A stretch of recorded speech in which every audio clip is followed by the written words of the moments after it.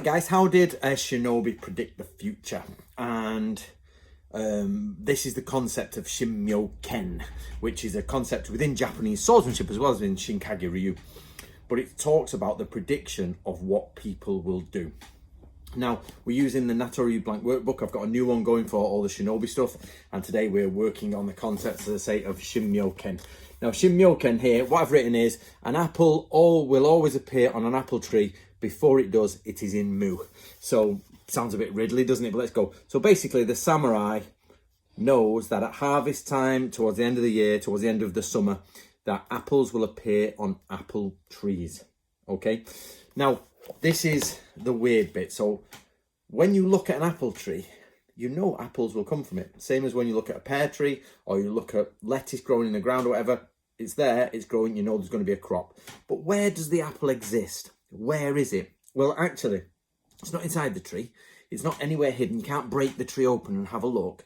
It exists in potential, which is the concept of mu, where you see no form or no heart. Mushin. It doesn't mean no, nothing. It means the absence of something that will come in its rotational time.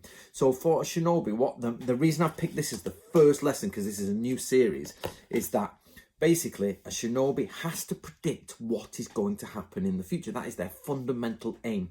And everything exists inside the concept of Mu.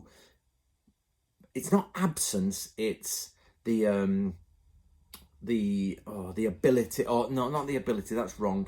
The possibility of its appearance. So, and about the high or low possibilities. An old dead apple tree, you're not going to get many apples there, but a midlife, thriving apple tree, you know at the time of apples, you're going to get a ton of apples. So you wait there, you're going to get your crop. So you need to be, if you want apples, you're not there in March, you're not there in December, you are there at autumn as the apples are falling. So you wait, you don't wait by the tree in the wrong months. So for a ninja, the concept of Shinmyo-ken is understand that in the universe, in existence, people will do something in the future. They have something inside them, ideas and thoughts that will come out in the future.